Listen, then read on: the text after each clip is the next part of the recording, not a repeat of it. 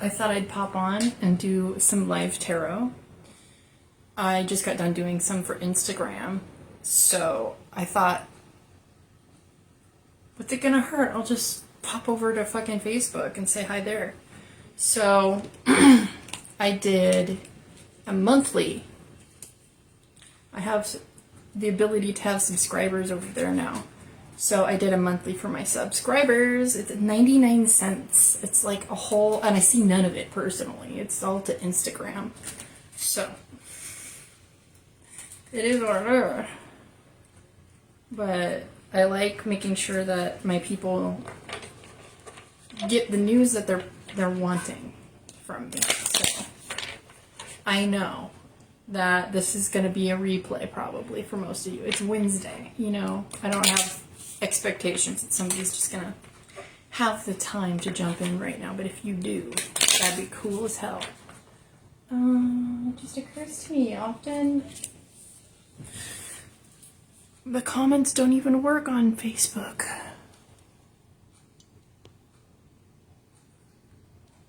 Let me get my other phone.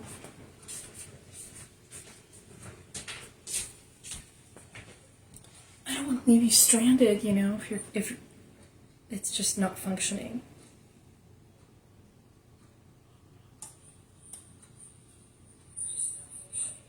Okay. We're good. Although I do need to do that and disconnect the Bluetooth. Okay.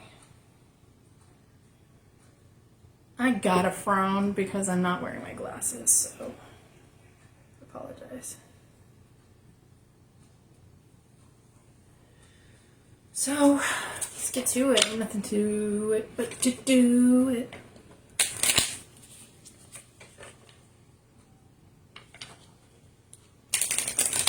I'm feeling really positive today, like internally, but I have a little bit of a migraine. Which, you know, I was trying to fix, kinda, last night. There's nothing you can do about preventing them. I don't really like taking things for it either, so I'm just gonna suffer.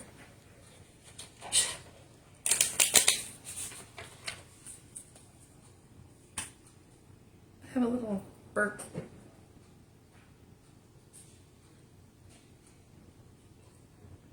This is my raw cacao and gelatin. It's like a beef soup kind of thing, but it's got some coconut sugar. You know, it's so hard to find a sweetener, like a non-sugar sweetener, that doesn't have some weird, like, way to kill you.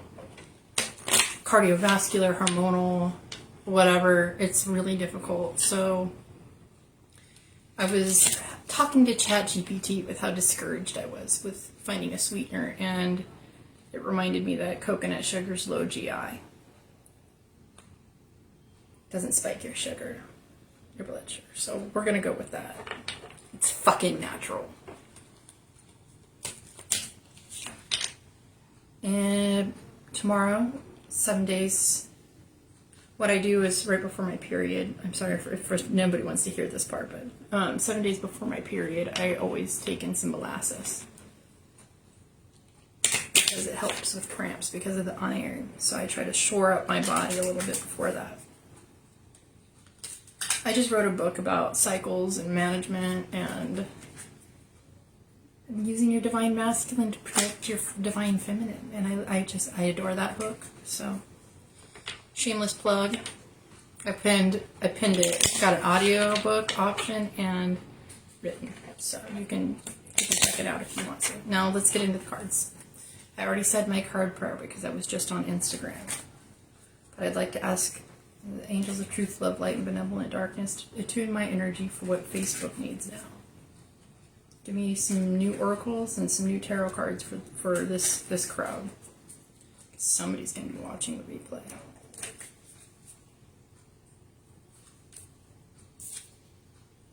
Control. I struggle with control issues.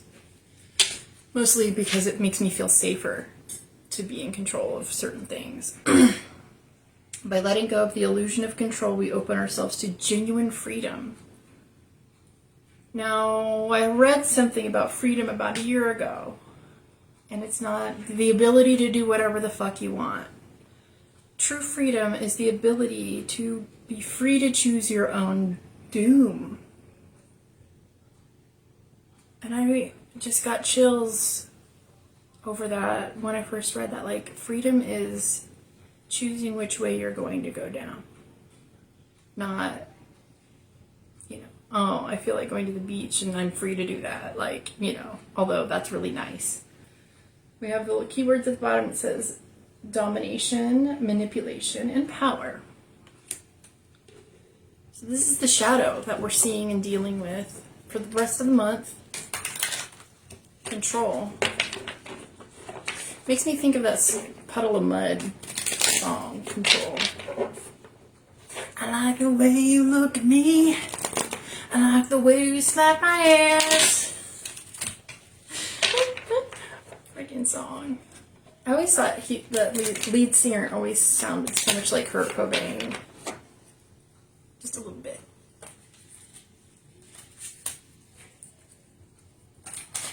Anyway. 5 cards, they're saying. I like the dirty things you do when I have control of you. Power off. That took forever. Power off.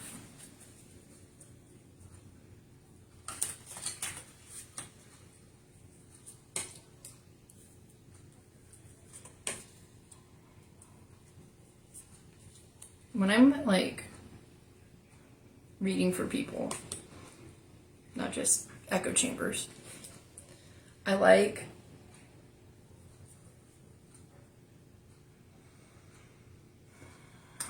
that feeling of playing off of each other's energy. The intimacy is really good, and I feel like the readings get so much better. 9 of Pentacles, I like that. It's 2 of Pentacles, 6 of Cups. Again, we're just having this come up a lot. I just did a reading for Instagram on my subscribers, and I got 6 of Pentacles there too, practically in the same position. And then we have the Chariot. Wow. Wow, victory. Sheesh. Okay, starting with the Knight of Pentacles. She's a successful, abundant lady. Little Miss Veronica Lake looking bitch. I love her. She's got grapes on the wall in the painting. Love it. 2 of Pentacles. Weighing out the options. We got a lot of emotions about this, but a little bit of uncertainty. But we're figuring it out and very much enjoying the ride. 6 of Cups is so sweet. So it's like sweet nostalgia. We're going to keep unpacking everything as we go. And we have another 6 of Pentacles. Equal energy exchange, or the evaluation of the energy exchange. Does this weigh out, like, are we metering our energy, or physical, emotional, mostly physical? And then the Chariot. I like this because it's so fucking mod. I got you might not be able to see it, but there's 2 dogs in the car, black and white. So a good attitude about the journey overall, because you're a winner. Nothing can get you down. We have 2 winning cards on either side, so this is like self-sustaining energy. And just because there's a bunch of girls in this spread, it's just the deck. I have the Pulp Tarot deck, and I love the art, but it doesn't necessarily mean this is only for ladies. Or about them.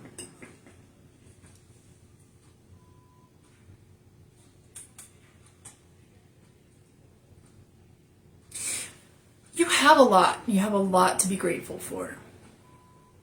You are almost insecure, though, because there's literally, it's just a little bit more that you want out of life. There's just a little bit more ambition. There's just a little bit more to manage. You want to you have a great platform where you're starting, but you also want to take a risk. There's risks involved and a lot of feelings.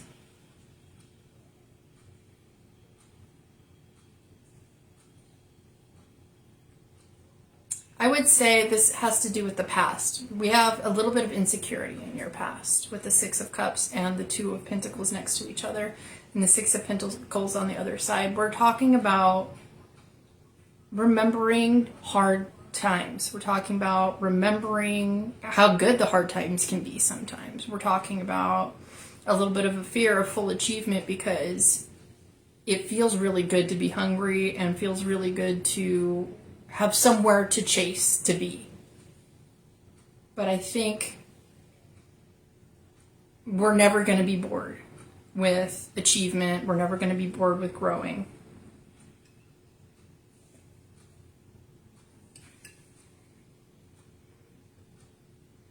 We have control in this situation. And that might be part of this risk that we need to take, is to give up some of the control. There might be people that we need to trust too with the Six of Cups. It's going to be scary because they're going to remind you of people that might have fucked you over.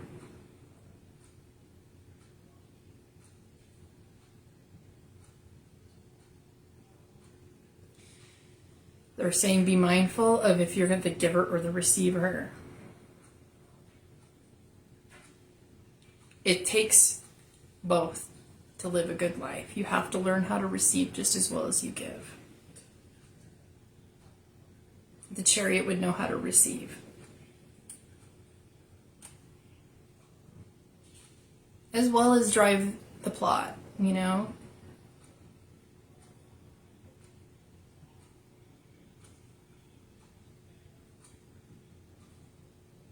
Jeez, it's so much nicer when I'm reading for somebody.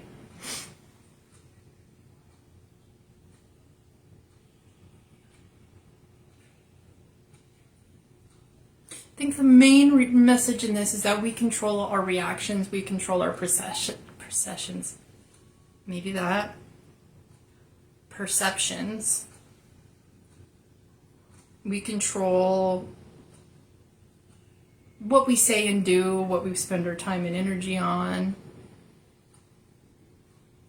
If we do think about the past, we can control how we remember things too.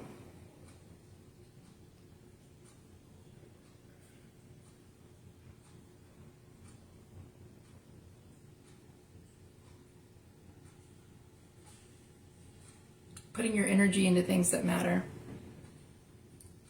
Saying yes when people give you offers.